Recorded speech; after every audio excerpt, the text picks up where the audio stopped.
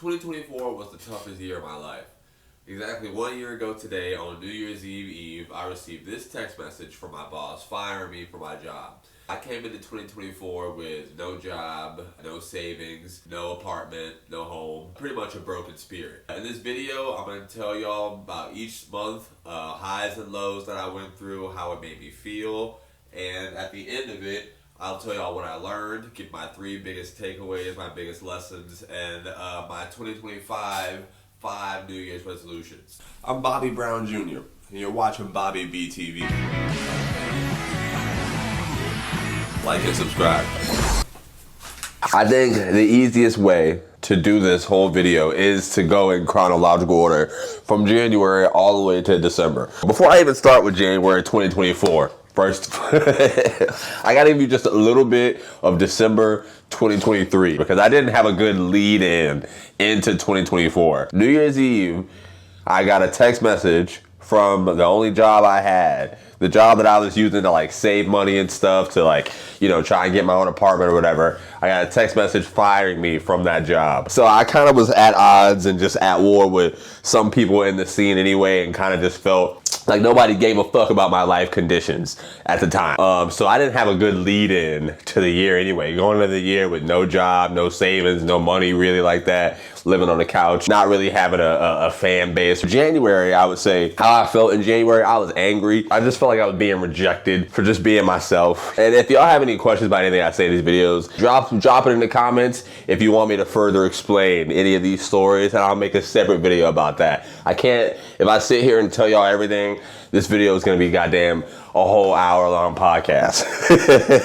Low for January, I would say, and like the reason I was like, after the whole December stuff of just getting rejected and fired from Sunset Comedy Club, when things happen in comedy that are bad, you want to do really good on a show in front of important people as a stick it to you kind of thing, right? So my first show of this year, it was my low in January. My first show of this year, I performed on the Kill Tony regular showcase at Vulcan, and it's a great show. It's a great show. This one just happened to be an incredibly star-studded lineup, and it was literally the worst show I've ever had in my life. I bombed so hard. I bombed so hard, y'all. It was horrible. They started calling me Bobby Brown Jr. I got a nickname from that show and everything. It was terrible. A high, I would say, Tony Hinchcliffe took Cam and Jolly on the road, and they did a stop in Jacksonville, Florida, where I'm from, at the Florida Theater. And literally, ever since I was like starting out doing comedy, I would literally walk by the Florida Theater every single day and dream of performing in there someday. I would literally pull up a lawn chair, write my jokes sitting outside, listening to other comedians and acts coming through doing sound check, and kind of just, I would pass out my flyers after shows, trying to get people to notice me and listen to my podcast, Bobby's Block Podcast, which is coming back soon. You should check it out. Apple, YouTube, Spotify, wherever you listen to pods.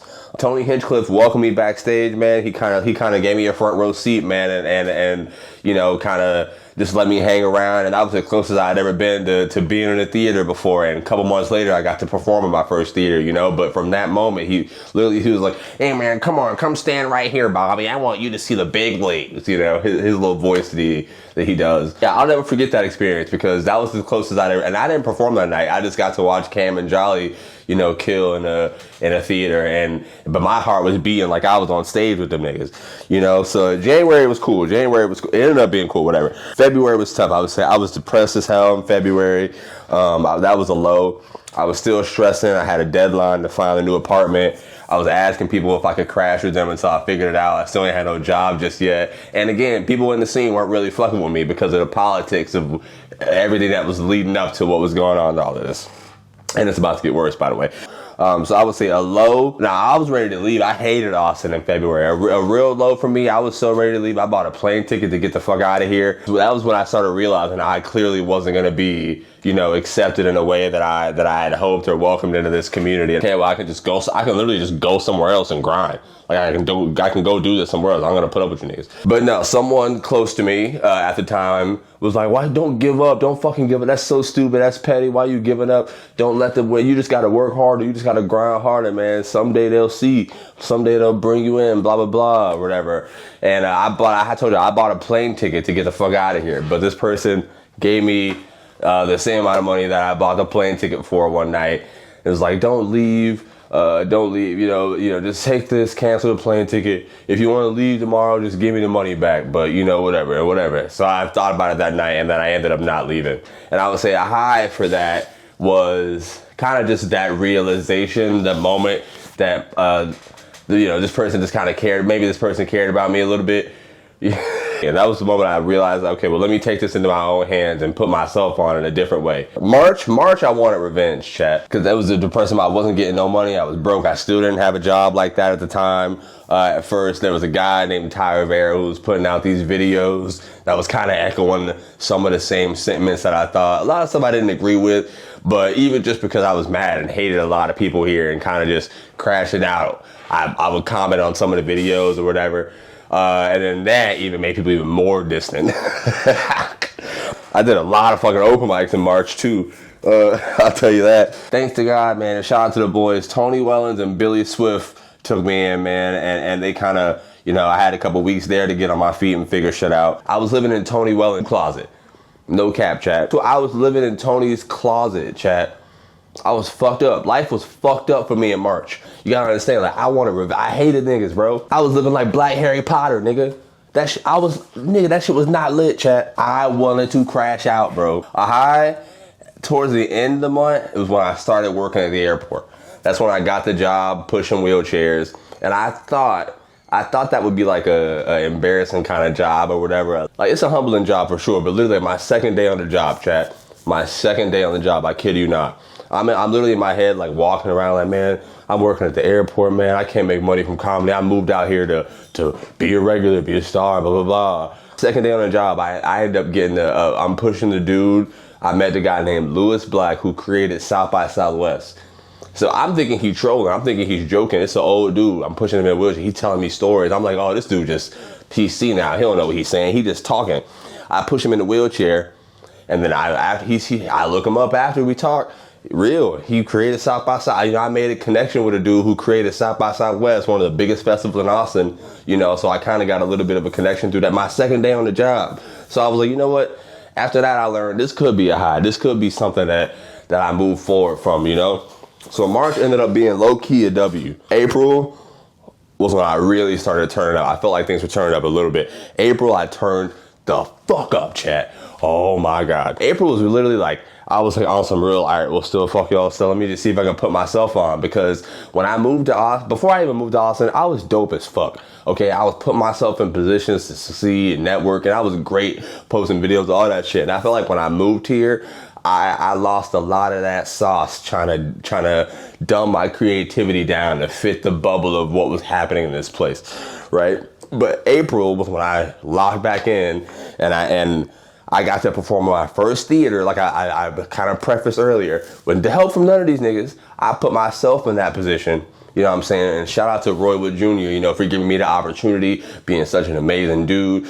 But, you know, that would have never happened if I didn't hustle and kind of, you know, try to grind for real for that shit. And I had to keep it low key because, you know, you some shit is good coming up. You tell a nigga that's going to happen. Niggas will try to swoop on you. So I would say that was an incredible high. I got to do my first Moon Tower Comedy Festival too. That was great. April. Shout out to Cap City Comedy Club. I got the opportunity to do my first Moon Tower. I hosted, but thanks to that opportunity, you know, and because I was doing the show with Roy, it kind of made it look good. You know what I'm saying? It kind of made it look like I belonged because I had more than just one show. It was great. It was great. So many people were like, how'd you book this? Low, I would say that was the start of my podcast falling off a little bit because I wasn't doing it at that comedy club anymore. May was lit, chat. I ain't gonna lie. I think May was my favorite month, no cap. I did my first Netflix comedy festival. That was a high. Shout out to Cam. I got to open for him at, we did a funeral home together. Yeah, they had a show at a funeral home. I'm going to talk about that experience too. To Hear More did my podcast. That was another high in May. I had so much fun meeting To Hear More. It was an incredible podcast. Go check that out. I love To Hear. I've been a fan of To Hear More for so long, guys. I love them so much. And then we went to Hawaii. They didn't think I was showing up, but I bought a plane ticket to Hawaii because I didn't want to be left out. I had FOMO. Oh, another cool moment from May, I will say, I performed at a comedy show called Buzzkill at the Buzzmill, and there was a deaf girl in the audience, and I've never performed in front of somebody who was deaf before, like doing stand-up. So that was a real interesting thing. I'm gonna make a whole clip about that and talk about it too. June, Allo, I'm saying I was really feeling like nothing was happening, you know? Like I was feeling like I had no motion, like I had no opportunity, and nothing was going well. Allo in June. Funniest person in Austin was in June, chat. It's a comedy competition that people do here where you want to win, you want to be the best in the city. And I wanted to win that so bad as a fuck you to the people over at the other comedy club who were kind of telling me you're not funny enough, you got to get funnier, you're not really in the family, all that shit. I wanted to win funniest person in Austin as like a, yeah, eat a dick to these people. And I lost in the first round. How funny is that, man? How funny is that? And I think the lesson in that was if your heart not in something for the right reasons, you could be hella qualified, because I do think I'm the funniest comedian in Austin. I think I'm very qualified to that. We put me on the best lineups. I can hold my own. If your heart not in it for the right reasons and it's not for you, man, God ain't gonna let you do that. You know what I'm saying? My heart wasn't in that for the right reasons. And a funny comedian did win. So shout out to Liz. She won this year. She's really dope. And y'all should go check her out. Liz Splat. June, I became a YouTube partner, chat. Shout out to everybody who was watching my videos. I love y'all. Thank y'all so much. Please like and subscribe and comment. It will really help me out a lot. All right, share my video links with your friends. Come join my live stream sometimes. You don't gotta watch the whole thing, but just say something. I started finally making a little money from my YouTube. I made $5 that month from YouTube, which was amazing to me because I've been posting for 6 years and I hadn't made any money. July was probably my second favorite.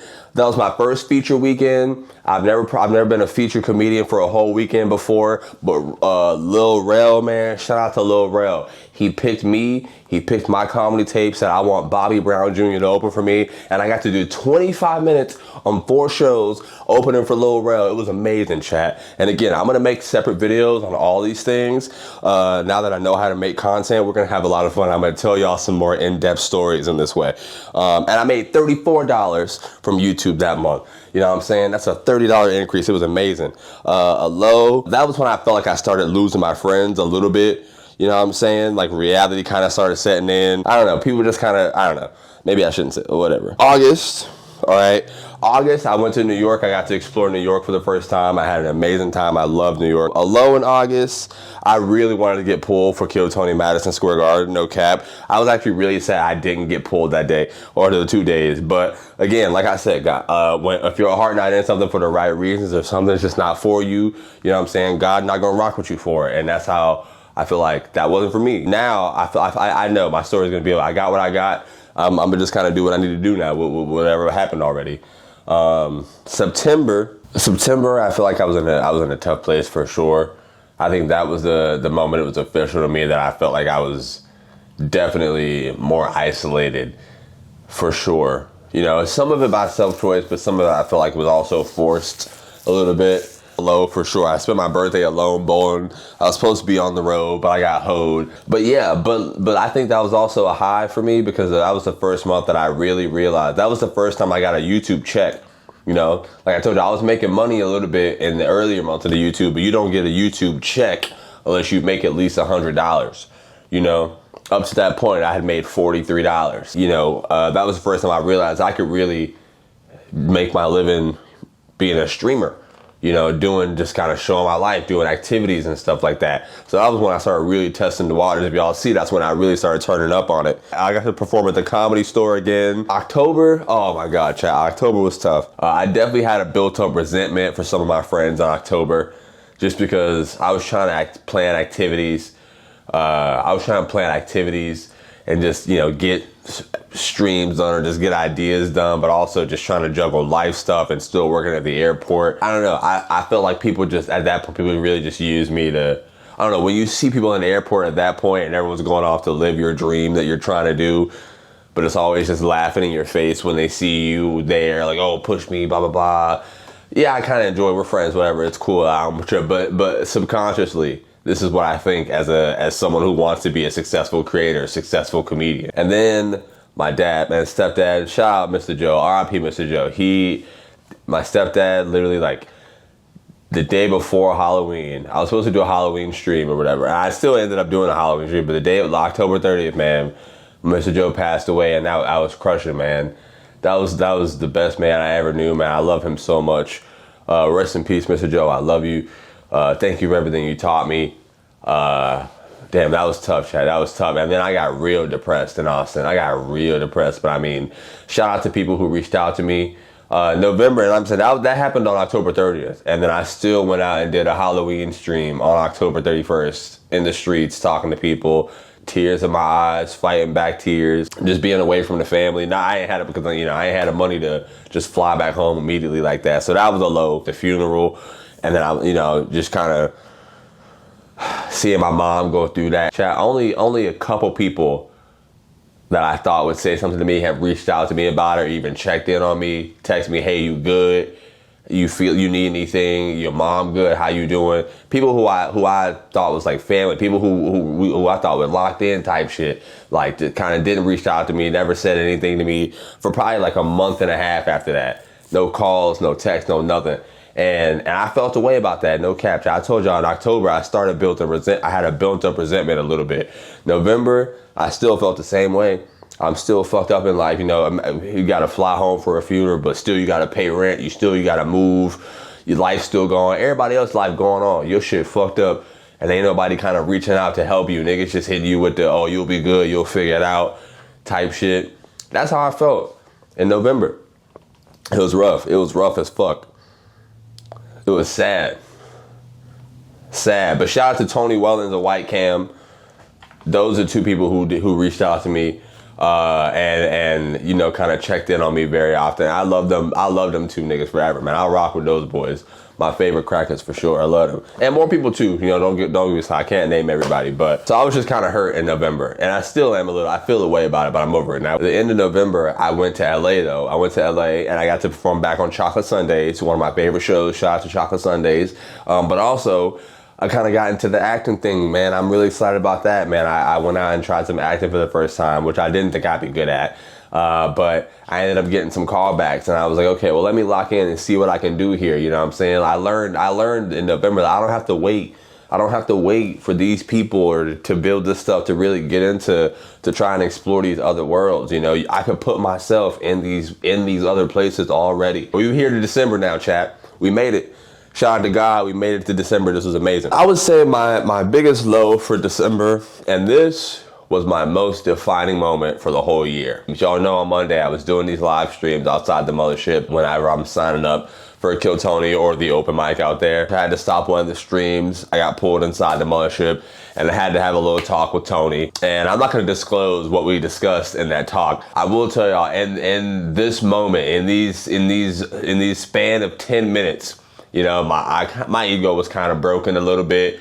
Some words were exchanged. We were very honest, and just kind of hearing stuff like that as a young creator, kind of a comedian, was a little bit tough to hear. After they let me go, after the mothership, I didn't sign up for the show that day or nothing. I'm walking downtown in Austin. I ain't gonna lie, I cried a little bit. It's just like everything going through my brain. I ain't had nobody to call. I couldn't talk to nobody about it. In my head, okay, well, what the fuck am I gonna do? It's all this stuff is just really weird. What the hell is going on? And then that was the moment that in my head, I was like, okay, wake up, That was when the message that he was trying to, it kind of clicked. If somebody's giving you tough love, is what they saying true? Is what they saying right?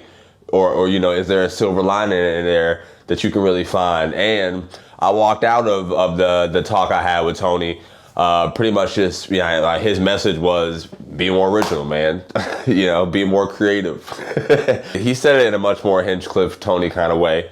But that was the gist of it. But nah, it was talking real shit, and I couldn't hate on that. I couldn't be mad at nothing he said. At the end of the day, I could, but at the end of the day, I'm a type of nigga where the message got through. And in December now, I'm working now and reading scripts and going back to do more auditions and more, get in front of more agents and more talent people, So, that's a high for December, man. And just the fact that I'm still standing and I got my family. And now I know who my real friends are, you know what I'm saying? And I'm cordial with people, but now I have less expectations. Now people just acquainted, we cool, whatever it is, I see you when I see you. And I move in that way in peace. You know, it's not out of disrespect. I'm moving that way for my peace, for my mental health. You know what I'm saying? People can take it how they want, whatever. But yeah, we did it. That's how this year was for me. There was a lot of stuff that I missed. Like I said, I couldn't give y'all every detail. I would be literally sitting here for a whole podcast hour. This is also probably a 30-minute video that I thought was going to be 10 minutes. I would say these 3 right here are the biggest lessons that I learned from 2024, chat. Number 1, I'll start with myself. This is just a personal thing that I learned that I can work on to be better next year. I'm not as likable as I thought I was. Dead ass, man. That's the biggest lesson I learned this year is I rub people the wrong way. Something about me rubs people the wrong way. I'm not gonna stop being myself, unfortunately for them. But you know, I'm gonna maneuver and do what I gotta do. I'm gonna keep being me, and I'll just be me wherever me is accepted. You know, I'll take whatever comes with that. Number 2. I think appreciate and prioritize what really matters to you, man. I was out here chasing whatever the dream is, man. And this kind of ties in a little bit too with number 3. But my number 3 is some crowds are okay to not fit in with. You know, some crowds are cool to not fit in with. It's fine. I was prioritizing chasing the dream and trying to fit in with these people who I really don't give a fuck about. I'm not gonna lie, chat. My stepdad dying, man. My dad dying. Oh, Mr. Joe. Oh man, I love you, man. But that really put into perspective. If I could have traded time I spent trying to fit in with these niggas I don't care about for just time at home this last year with them, man, my life I would be so much more fulfilled, man. And I'm literally about to stop talking about it before I start crying right now in this fucking video. But so that's what I'm saying. Appreciate what really matters to you, man. Value stuff that absolutely matters. Real love, real connections, man. You know what I'm saying? Oh my God. You ever hug somebody and just feel safe, man? Feel love? Oh, dude. I want that, man. I want that. So yeah, that's going to tie into my New Year's resolutions, which is my 2025 New Year's resolutions. All right, 5 of them right here. Number 1, I think I'm going to put more time. I want to put more time into my family and my real friends. Like I told y'all earlier, man, I spend a lot of time just trying to fit in with groups with people who I really just don't care. I don't care, man. When I'm around, I just don't feel anything. I'm not happy just being around people anymore. You know, I want to put more time into my family and having more experiences with my family and people who I love and people who love me. Including the chat. Y'all part of the family too. Number 2, I'm gonna lower my expectations for people, just as a whole, as a whole overall. You know, again, a lot of my issues from this year came from me expecting people to be a certain way or respond or act a certain way. So I think I'm gonna lower my expectations. Number 2. 3, I want to make better content. You know what I'm saying? On all around. I want to make better content. I want to get back in my bag, chat. I feel like I fell off a little bit creatively when I moved to Austin. I want to get back in my bag, make better content, more exciting stories, more engaging type videos, and have more fun exploring things, trying new ideas. Number 4, overall, I just want to live life better, man. Whether that's kind of, you know, more peaceful, more forgiving, whatever that means. I live life better, you know, stunting more when it's time to stunt on niggas. You know, I can't wait. And number 5, I want to see more titties than I did in 2024. Okay, I didn't see enough this year. Maybe I played a lot into my depression. Shout out to the 6 that I did see. I appreciate y'all. Salute, ladies. You'll never be forgotten. Your hard work is amazing. But yeah, that's my New Year's resolution. Comment whatever y'all's New Year's resolution is. Let me know. Peace out. All right, what's up, y'all? Real quick, this part of the video, I'm letting y'all know the best ways to support me and Bobby BTV as a channel. Real quick, man, I do a lot of live streams, IRL, just chatting, video games. I show my stand-up. So join my live streams, super chatting, and donations is how I make a lot of my money, man. Being a comedian is a dream, it's a lie. A lot of these shows y'all see me doing, some of them don't even pay, but sometimes you're getting $10, $20, $30. So This really helps me out a lot. The Venmo and the Cash App is also on my link tree and always in areas like that. To share the video links, man. Word of mouth is still really big, you know. I can tell people I'm funny. They don't really give a fuck. If y'all tell someone, oh, check this creator out, check this comedian out, they'll definitely listen to y'all more than me. 3, engagement, comments, likes. You know what I'm saying? When I'm going to these networks and I'm emailing networks like Netflix or HBO and I'm talking about, you know, trying to get my stand-up or myself in a show or something like that, I got to have an audience that engages, that I can present and show them, hey, look, I can bring people to this, you know, establishment. I can do something. So engage when y'all see a video, man. Even if it's just a random emoji, throw a like, throw a comment, something. Literally, you don't even have to watch the whole video. 4, nominate me for creator awards. You know what I'm saying? Whenever y'all see these other creators winning awards and stuff like that from YouTube and other things, a lot of them are fan nominated. So just make sure y'all mention my name, mention my channel, and other creators that y'all watch videos, and kind of tell people about me. That would actually go a long way. If they'll be like, who is this guy? Let me go check this out type shit. 5, community tab. The community tab is a thing YouTube does. I literally do a lot. I tell y'all what I'm doing that day. I'll do polls, trying to figure out what type of content y'all like best for me to keep doing it, you know.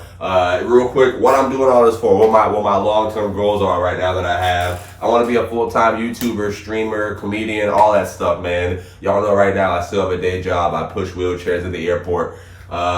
So I want to, do this full time and work on that. 2, get a new apartment. If I took this thing down, and turn the camera right, you would see how foul I'm really living out here. But listen, you got to get it out the mud. I'm in the get it out the mud phase of the content type shit. You know what I'm saying? 3, bigger and better video production. I need to hire a video editor. I do a lot of stuff, guys. And it would help me out a lot if I had somebody who would help me edit videos so I could push out more content, because I'm always doing stuff. And that takes away time, whatever. Y'all get it. Y'all know what's going on. 4, comedy tour. I want to go around the world someday performing stand-up. That's kind of my dream. 5, stream, travel around the world with my family. You know what I'm saying? My family never really traveled much. And, ever since my stepdad passed, I asked my mom what her goals were, and she never really got to explore in life. So I'm really trying to get successful enough now to kind of just take my mom around the world and kind of have those experiences that we didn't really have growing up. Which is also why I'm a comedian. So yeah, back to the video. These are the best ways to support me. I love you guys. Oh, shout out to the Super Chat gang too, right here. Everybody who donates on the Super Chat board. I forgot to mention this. I write their name on the board. But yeah, peace out, y'all.